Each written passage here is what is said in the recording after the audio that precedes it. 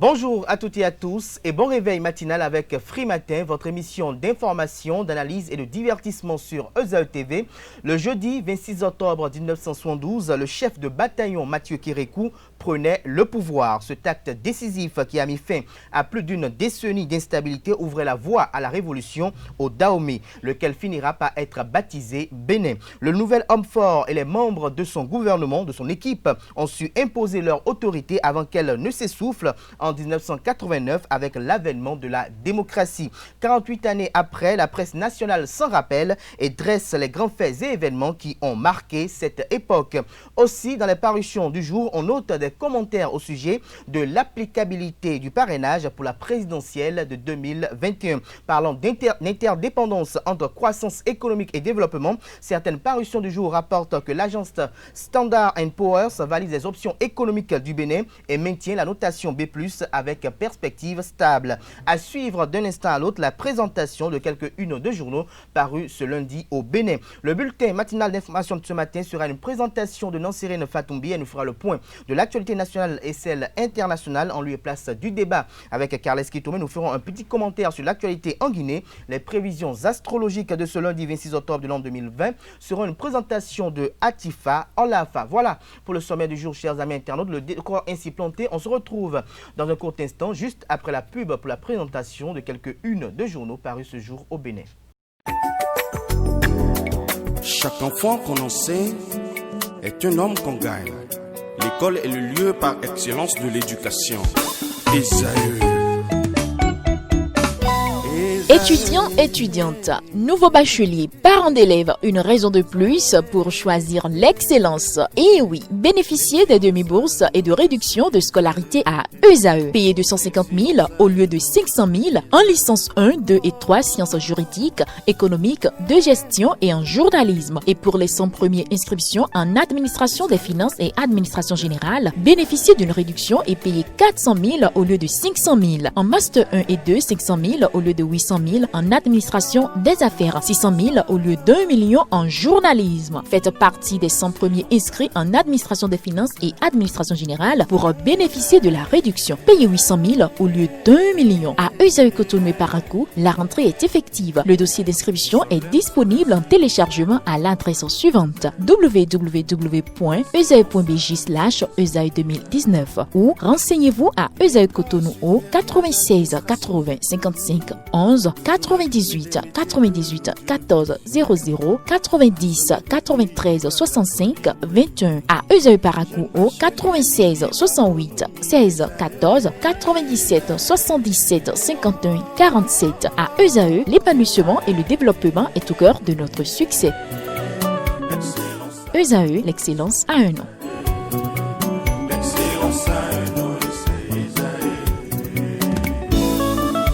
La rumba, c'est la musique des sages.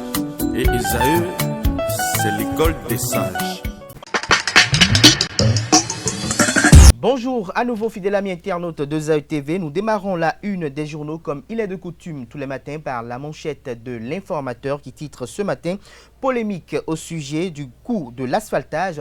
José Didier Tonato évoque le rapport qualité-prix. La qualité des infrastructures n'a rien à voir avec ce qui se faisait auparavant, a-t-il laissé entendre. Ministre du cadre de vie et du développement durable. L'intégralité de son intervention vous est publiée à la page 3 de la parution de ce matin de l'informateur qui titre également à la une ce matin: performance de l'économie béninoise, Standard & Poor's confirme la notation B+. Toujours à la une de l'informateur de ce matin, pour relever les défis de la compétitivité, le PAI opte pour le renforcement du réseau électrique au port de Cotonou, des milliards pour des équipements de pointe. Des détails à la page 5 de la parution de ce matin de l'informateur. Toujours à la une de l'informateur de ce matin, prix d'excellence Gandaro Thierry 2020, des millions pour les meilleurs aux examens nationaux. Des précisions à la page 8 de la parution de ce matin de l'informateur. Dans l'oreille droite de la une de ce matin, fidèle ami internaute de ESAE TV vous renvoie à découvrir dans les colonnes de sa parution du jour le journal École produit par les étudiants en journalisme à l'École supérieure d'administration, d'économie, de journalisme et des métiers de l'audiovisuel ESAE. Sans l'obtention de leur récépissé, les démocrates marquent talon. Titre Info Matin ce matin en deuxième titre à la une. Des détails à la page 2 de sa parution de ce matin. Toujours à la une de Info Matin de ce matin, présidentielle de 2021, après le certificat de conformité, le parrainage et l'autre défi de l'opposition en 2021.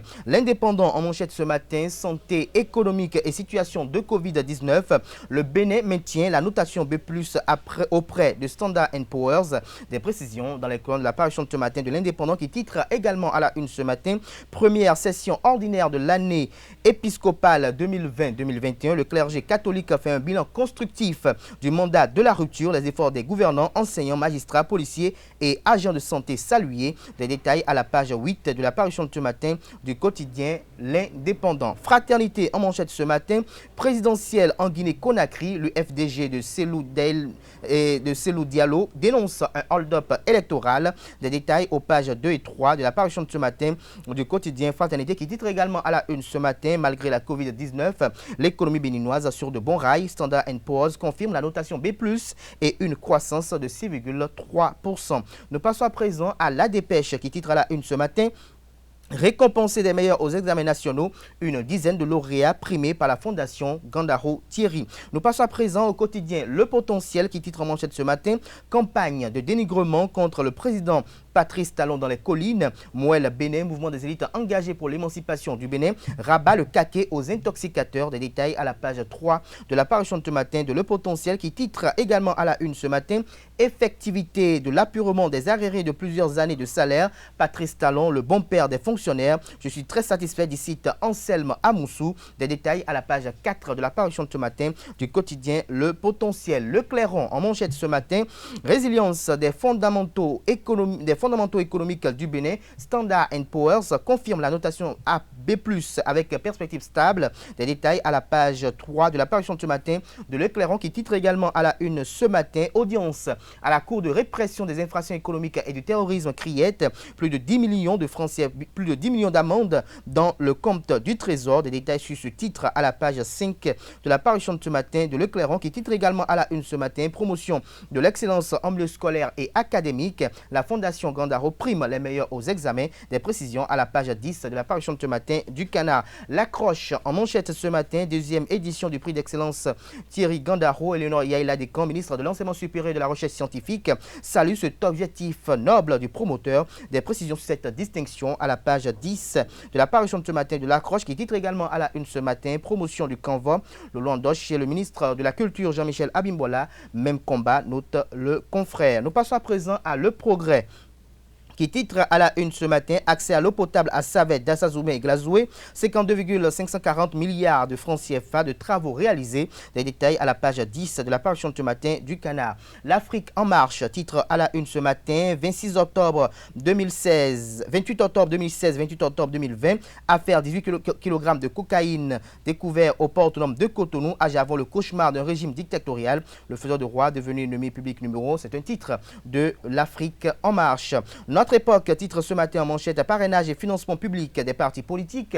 Geneviève Bokonadjo explique des détails à la page 3 de la parution de ce matin du Canard. Nous passons à présent à La Boussole qui titre en manchette ce matin. Mise en service de la base du bloc républicain dans le quartier Banikani à Parakou. Rachid Gbadamassi met en ordre de bataille l'état-major du bloc républicain pour le combat de 2021. On ne change pas une équipe qui gagne, a-t-il ajouté. Des détails dans les colonnes de la parution de ce matin du quotidien. Nous passons à présent à La Cloche qui titre en manchette ce matin. 48 ans déjà la révolution du 26 octobre 1972. Une histoire pathétique. Un homme d'État, feu général Mathieu Kérékou. Des détails sur ce titre à la page 2 de la parution de ce matin du quotidien La Cloche. Nous passons à présent au quotidien l'événement précis qui titre à la une ce matin. Journée parlementaire 2020. Le bloc républicain renforce les capacités parlementaires de ses députés. Des détails à la page 2 de la parution de ce matin du quotidien l'événement précis. Toujours à la une de l'événement précis de ce matin. Paiement des arriérés. Le président Patrice Talon tient ses promesses aux travailleurs. Des détails à la page 7 de la parution de ce matin du Canard. Polémique autour du parrainage pour la présidentielle de 2021 au Bénin.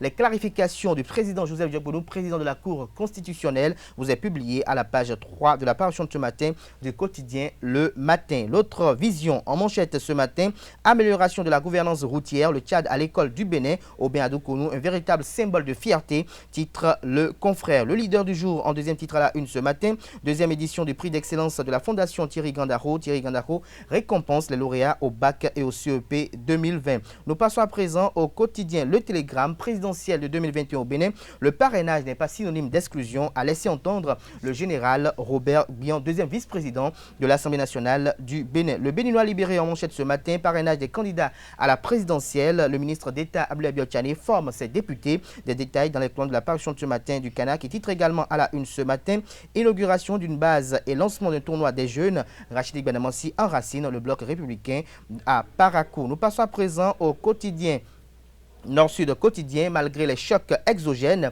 la solidité de l'économie béninoise confirmée. Des détails à la page 2 de la parution de ce matin du Canard. Et nous passons à présent au quotidien national d'information qui titre ce matin en manchette riposte à la Covid-19. Les actions fortes qui distinguent le Bénin vous sont révélées à la page 5 de la parution de ce matin du Canard. Le quotidien Matin Libre titre en manchette ce matin, à part les repas chauds, quel bilan dans le secteur de l'enseignement, s'interroge le confrère ce matin. Des détails à la page 3 de sa parution du jour. 6 octobre 1972, 26 octobre 2020, il y a 48 ans, le coup d'État. Des détails à la page 2 de la parution de ce matin du quotidien Matin Libre. Nous passons à présent à Le Matinal pour mettre un terme à la une des journaux de ce lundi. Animation de la vie politique. Les députés du bloc républicain revisitent leur participation au Parlement. Le compte rendu vous est publié à la page 11 de la parution de ce matin du quotidien Le Matinal qui titre également à la une ce matin, intervention partisane de la CEB dans le débat politique. L'Église catholique doit repenser sa communication, estime le confrère de Le Matinal ce matin. Des précisions à la page 2 de sa parution de ce matin. Ce sera tout pour la présentation de quelques-unes de journaux. Les quotidiens sont disponibles dans les kiosques qui sont également accessibles via Internet, via le site en ligne, bien évidemment. Nous passons à présent au bulletin matinal d'information de ce matin qui est présenté par Nansirine Fatoumbi. Amis internautes, bonjour et bienvenue sur le bulletin d'information sur Free Matin. Assurer l'autonomie énergétique du Bénin est l'un des objectifs que le gouvernement du président Patrice Talon n'a jamais perdu de vue. Pour l'année 2021, une puissance énergétique de 300 à 406 MW est prévue, selon le rapport de présentation du projet de loi de finances 2021 élaboré par la Direction générale au ministère des Finances et de l'Économie. Cela permettra de réduire la dépendance de 90% à 30,2% avec la mise à disposition des populations d'une capacité productive minimale de 170,5 MW connectée au réseau de la Société béninoise d'énergie électrique. À l'occasion de la deuxième édition du prix de l'excellence de la Fondation Thierry Gandaro, les 5 premiers de l'examen du CEP et les 5 premiers de l'examen du baccalauréat session 2020 ont été primés ce jeudi 22 octobre à l'hôtel Azalaï de Cotonou. Cette cérémonie de remise de prix a connu la présence de la ministre de l'Enseignement supérieur et de la Recherche scientifique Éléonore Yaïla Decan, du promoteur Thierry Gandaro, des parents aux lauréats et bien d'autres personnalités béninoises. Le compte-rendu de la cérémonie est signé Lario Setondi Adiagbeno et Anifat Boukari. Dans le but de garantir à la nation béninoise un avenir radieux à travers des cadres excellents et bien formés, la Fondation Gandaro Thierry a fait de l'excellence son leitmotiv.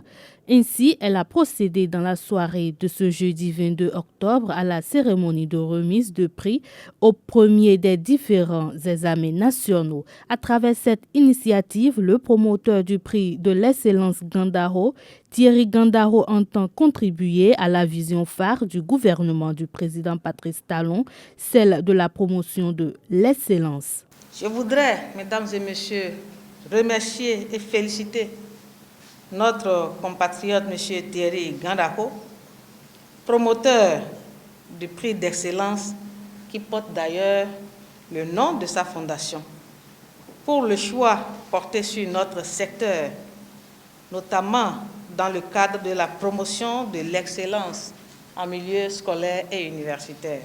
Nous voici cette année présents à une deuxième édition de la célébration donc de l'excellence dans nos différents secteurs.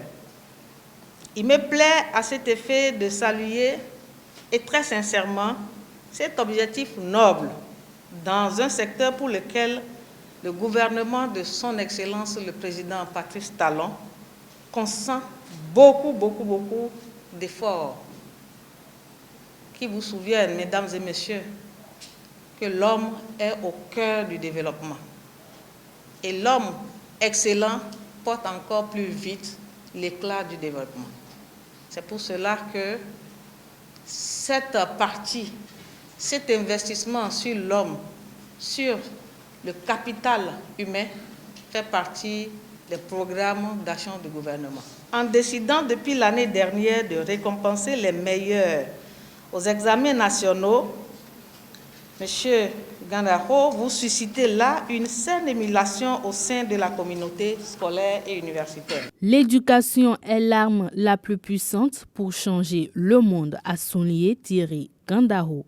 J'ai décidé d'intervenir dans la promotion de l'excellence dans le secteur de l'éducation, car c'est dans ce secteur que commence le développement. Aucun pays au monde ne peut se développer sans un secteur éducatif performant. Les lauréats et leurs représentants, pour ceux absents pour diverses raisons, ont salué le sacrifice, l'esprit de partage et l'engagement de Thierry Gandaro aux côtés de la jeunesse. C'est avec un honneur et une très grande fierté que je me tiens ici présent ce soir en tant que porte-parole des lauréats. Je voudrais tout d'abord remercier Dieu parce que c'est lui qui oint toute entreprise initiée par l'homme. Donc c'est grâce à lui que nous avons pu nous fixer des objectifs clairs et précis, que nous avons pu travailler, nous lauréats, pour la concrétisation de ces objectifs. Donc je voudrais nous remercier, nous lauréats, pour avoir su persévérer tout au long de l'année et atteindre nos objectifs malgré les obstacles éventuels que nous avons rencontrés. Ensuite, je voudrais remercier nos parents, nos enseignants et nos éducateurs parce que sans eux, rien de tout cela n'aurait été possible. C'est grâce à leur soutien, que ce soit sur le plan financier, affectif, c'est grâce à leur soutien infaillible que nous avons pu atteindre ce niveau aujourd'hui. Rappelons que la première édition organisée en 2019 avait permis d'offrir des billets d'avion aux 5 premiers au baccalauréat qui ont eu le privilège de visiter de nombreux sites touristiques en France. L'ONG Foyer d'Amour a réceptionné ce jeudi 22 octobre 2020 un lot de masques réutilisables dans le cadre de la mise en œuvre de son projet « Non à la COVID-19, je respecte les gestes barrières ». Un geste de la Fondation Iglesias Chiwanou qui marque le début d'un partenariat entre les deux organisations sociales. La cérémonie de remise officielle des dons s'est déroulée au stade de l'amitié Mathieu Kérékou de Cotonou. L'ONG Foyer d'Amour et la Fondation Iglesias Chiwanou se donnent la main pour œuvrer au bien-être des personnes âgées, des orphelins et des démunis. Afin de mieux impacter ces couches défavorisées à travers leurs actions, les deux organisations ont signé ce 22 octobre 2020 un protocole d'accord. Nous venons de procéder à la signature officielle d'un partenariat gagnant-gagnant, un partenariat qui nous relance sur les actions sociales à mener dans les jours à venir pour pouvoir rendre plus heureux notre population, pour pouvoir rendre plus heureux tout et chacun de nous. Vous savez, le gouvernement en lui seul ne pourra jamais tout faire. Et c'est ça qui a motivé le président de la Fondation Iglesias Chiwanou qui a répondu favorablement à notre main tendue. Au fait, nous avons suivi l'ONG Foyer d'Amour, surtout au cours de la dernière sortie. Et nous avons vu que cette ONG partage les mêmes visions que la Fondation Iglesias Chiwanou. Pour symboliser ce partenariat, la Fondation Iglesias Chiwanou a offert des masques réutilisables et un appui financier à l'ONG Foyer d'Amour dans le cadre de la mise en œuvre de son projet « Non à la COVID-19, je respecte les gestes barrières ». Nous avons voulu signer un partenariat gagnant-gagnant avec l'ONG, ce que nous venons de faire, et en leur offrant 500 masques et une enveloppe financière pour les gels et consorts pour aller partager dans les contrées du Bénin et assister les personnes qui n'ont pas peut-être les moyens pour acheter ces masques. Le premier responsable de l'ONG Foyer d'Amour salue la générosité du président de la fondation Ilek Chiwanou. Quand j'ai reçu son coup de fil, j'ai compris que le président de la fondation Ilek Chiwanou est un grand homme.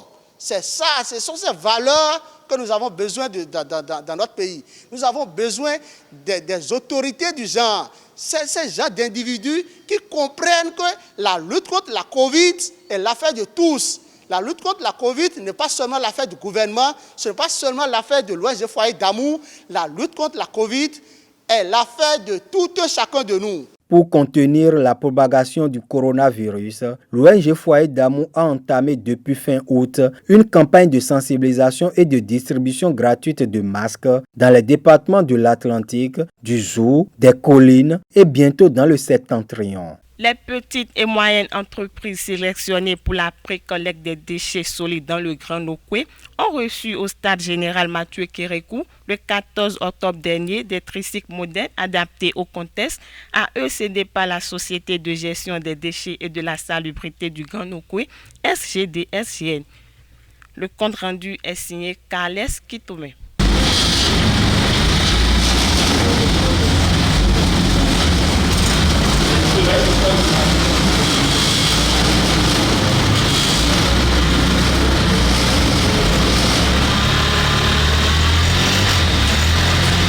Une nouvelle ère s'ouvre pour la gestion des déchets au Bénin. La Société de gestion des déchets et de la salubrité du Grand Nokoué, SGDSGN, a mis à la disposition des sociétés de collecte des déchets des tricycles de nouvelle génération. Nous avons également mis en service 27 points de regroupement et nous avons mobilisé 37 camions en Pyrol et Belle pour assurer ce service durant ces 3 mois et demi.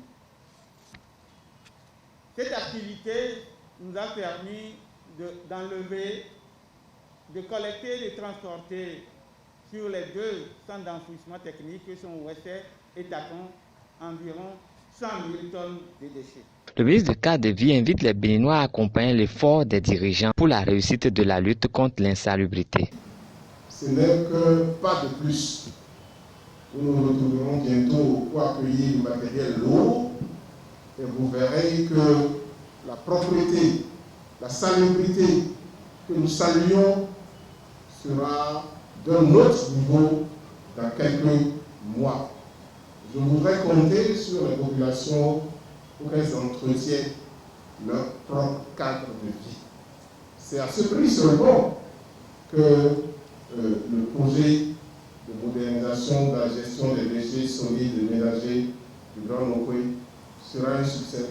C'est à ce prix que la gestion durable de notre environnement et le PHG seront un succès.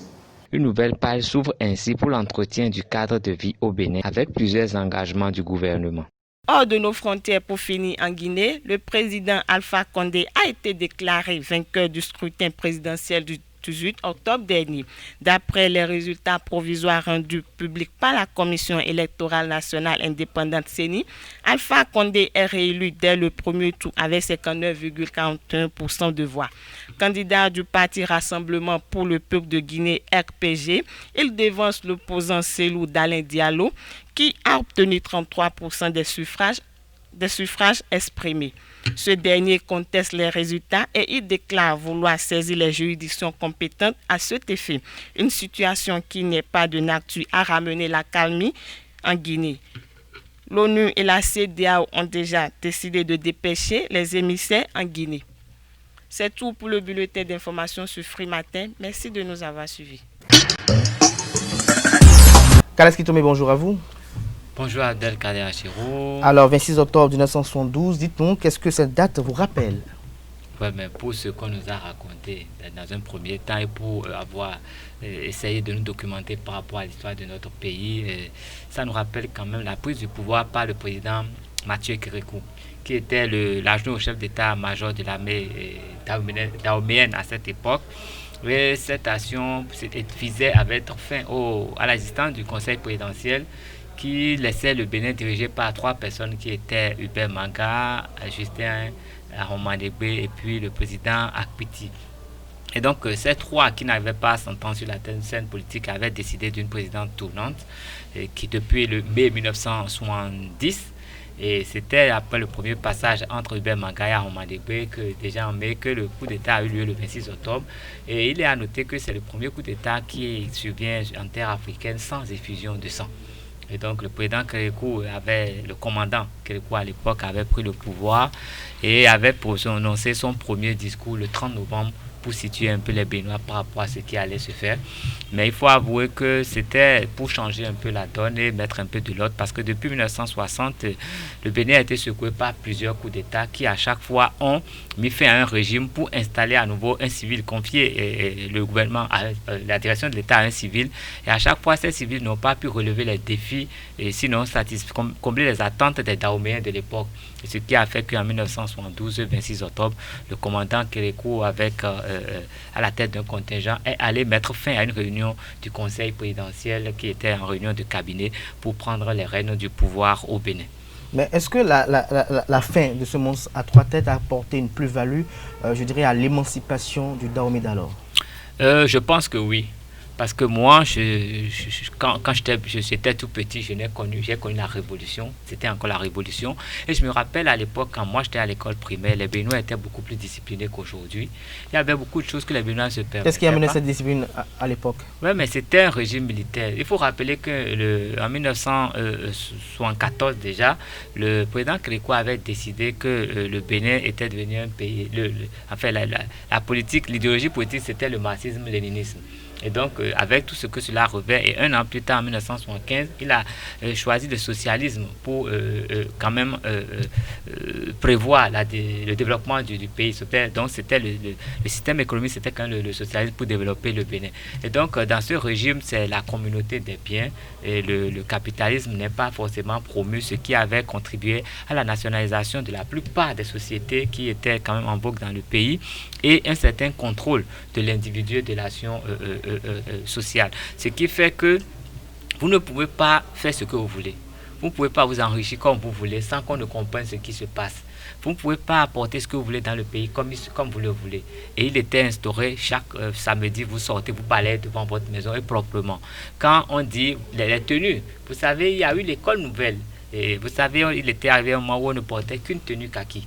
Et la politique était de pouvoir quand même produire cette tenue-là, les tissus-là au pays pour limiter l'évasion des ressources. Et donc il y a eu pas mal de choses qui nous permettaient de cultiver quand même c'était ce sentiment nationaliste. Et ce sentiment était ancré jusqu'à un niveau. Ça a apporté des fruits. Et ça a apporté des fruits. N'eût été, je vais dire, les velléités de tous ces Béninois apatrides. Ces gens qui ont été nourris à la source du colon et qui voulaient forcément servir l'intérêt du colon parce que c'est des intellectuels qui n'ont rien compris à leur pays, qui pensaient que sans la France on ne pouvait rien faire et qui sont venus plomber de l'intérieur tout ce qui était mis en place. Il y a une chose qui m'est très importante quand je parle du président Kérékou, c'était l'idéologie qui voulait que nous comptions d'abord sur nos propres forces. Parce qu'avant d'abord de compter sur les autres, il faut compter sur nos propres forces et ça avait permis quand même au Bénin d'arriver à un certain niveau, de limiter les dépenses. Et les voitures que les présidents, les ministres utilisaient, ce n'étaient pas des voitures forcément de luxe, c'était très très limité pour que ça se passe bien. Et cela peut faire référence à la citation de Joseph Kipzerbo qui dit que celui qui dort sur le lit du voisin ne peut pas s'estimer libre. Et donc c'était pour rompre un peu avec tout ce qui obligeait le Bénin à tout penser par la France. Et je pense que ça n'a pas été aussi négatif que ça. Mais à un moment donné, vous savez, la France, il y a eu d'abord, vous savez qu'il y a eu l'agression des mercenaires ici. Et ça, c'est en 1977, c'est quand même le 16 janvier. Ça a été quand même une action pour mettre un coup de frein à tout ce que le président Kérékou avait mis en place. Et c'était pour discréditer le Bénin avec cet événement. Les institutions internationales ne mettaient plus de l'argent à disposition du Bénin. Et quand le Bénin avait décidé d'aller lui-même sur le marché international pour ces échanges commerciaux, il ne pouvait rien faire parce qu'il fallait forcément passer par la France. À défaut de cela, l'argent qu'on apportait n'avait aucune valeur. Et ça a fait partie des dispositions qui ont plombé cette révolution et qui nous ont ramené aux événements de 1990, depuis en 1991. Mais pour dire que tout ce que le président Kérékou a fait était positif, il faut noter que même avec l'avènement de la démocratie, 5 ans après, il est revenu au pouvoir pour faire 10 ans. Et je pense que beaucoup de gens ont même regretté qu'il soit parti en 2006 parce qu'il est parti et nous avons vu ce qui se passe. Ce qui veut dire qu'il suffisait de renforcer ce système nationaliste et que tous les Béninois se mettent ensemble pour que ça puisse marcher. Et je profite en ce qui concerne l'actualité pour placer mon mot. L'interaction avec donc, l'actualité pour placer d'aujourd'hui. mon mot, oui. Je vais dire, vous voyez aujourd'hui ce qui se passe avec la France et le Moyen-Orient. La France a autorisé les caricatures de Mahomet et les pays islamiques ont décidé de faire un boycott sur les produits français dans leur pays. Et donc, je pense que si les Africains pouvaient raisonner comme ça nous aurait épargné beaucoup de choses et ça nous aurait permis de garder ces sentiments nationalistes et d'aller de l'avant. Mais les Africains n'ont jamais eu le courage d'aller à ce niveau. Parce qu'ils sont toujours divisés. Non seulement divisés, mais les gens, ils réfléchissent par le ventre au lieu de réfléchir par la tête. Par la tête. Voilà, nous parlons de la Guinée. En Guinée, Alpha Condé est réélu. Ouais, c'est le verdict des urnes. Alpha Condé est accrédité de près de 60%. C'était prévisible.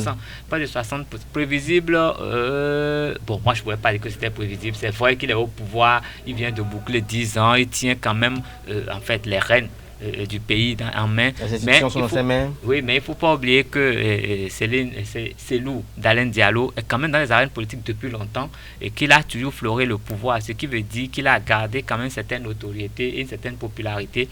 Seulement qu'il y a des considérations qui entrent en jeu. Quand les gens vous aident à mettre en place que l'ethnie peut compter, ça ne marchera pas. Parce que si nous voulons lire un peu l'histoire de la Guinée, Cellou Diallo est quand même il n'est pas de l'ethnie majoritaire, ce qui veut dire que ça peut jouer contre lui. Malgré qu'il ait le soutien de certaines forces étrangères, ça n'a pas pu marcher parce que l'autre, avec sa popularité dans sa communauté, a quand même pu tirer les épingles du jeu. Ce qui est à regretter aujourd'hui, c'est que les manifestations continuent parce que vous savez, dès le lendemain de ce scrutin, Cellou Dalein Diallo a décidé de mettre ses partisans dans la rue pour réclamer une victoire qui est incertaine. Il n'y avait pas encore de dépouillement, mais lui voulait déjà la victoire, il était descendu dans la rue. Ça a créé des émeutes, ça a créé des manifestations. Est-ce que Diallo ça agit à la Guéyoré, par exemple? Est-ce que c'est un agissement qui...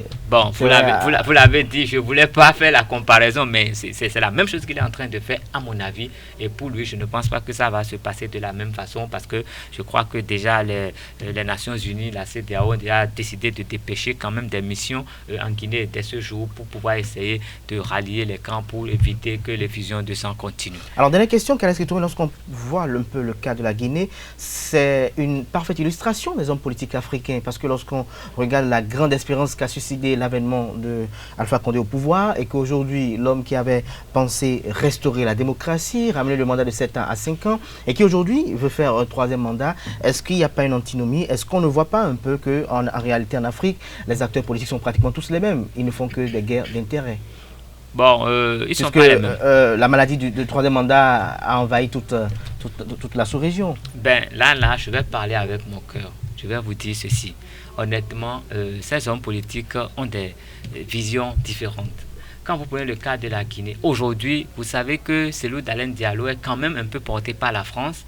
Et Alpha Condé, qui est très nationaliste, n'a pas tellement envie de voir son pays retourner dans ce giron. Parce que vous savez, quand vous avez un chef d'État qui est adulé par la France, c'est que ce chef d'État, il donne tout à la France et rien au pays. Et c'est dans cette dynamique qu'on trouve aujourd'hui Cellou Dalein Diallo. Malgré tout ce qu'il peut faire, malgré son intellectualisme, malgré son charisme, les Guinéens ne trouvent pas en lui la défense de leurs intérêts. Ce qui veut dire que les Guinéens préfèrent encore accorder un 3e mandat à un président vieux, croulant, ayant fait 10 ans, qui a quand même changé la constitution de manière anormale, mais ils préfèrent encore parce qu'ils estiment que leurs intérêts sont plus garantis avec lui qu'avec ce pro-français. Et donc, quand vous franchissez la frontière pour aller en Côte d'Ivoire, c'est le cas inverse. Aujourd'hui, les Ivoiriens estiment que celui qui pouvait garantir leurs intérêts, c'était Gbagbo. Il a été balayé par la France. Le pouvoir a été remis à un pro-français qui est Alassane Ouattara, qui veut encore rester au pouvoir avec le soutien de toutes ses forces, parce que ce qu'on voit à l'intérieur, c'est ce qui se passe. Quand les Ivoiriens vous parlent, ils n'en ont pas envie. Même depuis 10 ans, ils n'ont jamais eu envie qu'il soit là. Et eux, ils estiment que Gbagbo a toujours gagné. Donc, vous voyez, il y a ce sentiment nationaliste. Même en 1972, c'est ce qui s'est passé au Bénin. Si ce sentiment nationaliste avait été soutenu, Kérékou serait resté plus longtemps, on aurait restauré notre démocratie, tout se serait bien passé. Donc, vous voyez un peu, Alpha Condé, les Guinéens lui retournent le pouvoir parce qu'ils sont contents de lui, tout que c'est un Guinéen. Et ils ne veulent pas que l'autre qui est Guinéen, mais qui a les yeux tournés vers l'extérieur, ils ne veulent pas qu'il lui donne le pouvoir. Et c'est le même combat qui se passe aujourd'hui en Côte d'Ivoire. Et dans la plupart des pays, ouvrez les yeux, regardez, même au Mali, c'est pas différent au Mali. C'est pas différent au Mali. Je ne veux pas évoquer tous les noms, mais même au Mali aujourd'hui, ils estiment que Ibeka, c'est un vendu. Et c'est pour ça que doucement, ils l'ont mis de côté. Les militaires ont pris. Maintenant, il faudrait qu'ils puissent remettre ça à un foyer nationaliste. Et c'est ce qu'ils sont en train de chercher. Et depuis, il n'y a pas encore la solution. Il n'y a pas encore la solution. Nous espérons qu'il y ait cette solution afin que le calme et la sérénité et la quiétude dans les allées et venues soient véritablement rétablis et restaurés dans ces différents pays impactés par des troubles depuis quelques jours. Il y a également le Nigeria qui est issu de grands revers depuis quelques jours. Fidèles amis internautes, nous abordons à présent la dernière rubrique de Free Matin de ce matin. C'est Atifa Olafa qu'on installe à ma gauche d'un instant à l'autre pour la présentation de l'horoscope de ce lundi 26 octobre de l'an 2020. Bonjour chers internautes, démarrons comme de coutume les prévisions astrologiques de ce lundi par les natifs du signe Bélier. Chers Bélier, essayez de profiter au maximum de la première partie de cette semaine car à partir de jeudi, les planètes Vénus et Mercure vont malheureusement s'opposer à votre signe. Des moments assez stressants vous attendent à la fois d'un point de vue professionnel que sentimental. Toutefois, vous aurez toute l'énergie dont vous aurez besoin pour passer ce cap difficile. Taureau, vous pourrez passer un bon soupir de soulagement. Les problèmes de cette dernière semaine, notamment sur votre lieu de travail, pourront enfin être résolus et vous vous sentirez beaucoup plus léger. La chance ne vous manquera certainement pas. Gémeaux, cette semaine vous apportera le sourire après une période plutôt troublée. Dans votre vie sentimentale, vous pourrez désormais retrouver une certaine sérénité dans votre vie de couple. Les journées à venir vous promettent également beaucoup de chance où vous aurez une belle lune de votre côté. De bonnes nouvelles en perspective sur le plan du travail sont à envisager. Cancer, malheureusement, les planètes réaliseront un transit défavorable pour votre signe. D'ici quelques temps, vous rencontrerez quelques difficultés à la maison et au travail. Côté amour, des tensions avec votre partenaire pourraient surgir, mais si votre couple est solide, vous n'aurez rien à craindre. Lion, que de bonnes nouvelles vous attendent cette semaine. Dans les prochains jours, la planète Mercure cessera de gêner vos projets pour commencer à agir en votre faveur. Vénus, quant à elle, se montrera d'humeur généreuse par rapport à votre signe, prête à vous octroyer beaucoup de chance dans les semaines à venir, notamment dans votre vie sentimentale. Vierge, natif dont c'est l'anniversaire, votre semaine commence par 2 journées assez pénibles avec la lune en opposition. De belles émotions vous attendent ainsi que la compagnie très spéciale d'une personne qui vous est très chère. La lune revient bientôt dans une position favorable, prête à vous accorder un peu plus de chance. Balance, cher natif du signe Balance, le jour de gloire est arrivé. À partir de jeudi, les planètes Vénus et Mercure entreront en conjonction dans votre signe. Une période pleine de satisfaction n'attend que vous, surtout dans la sphère sentimentale.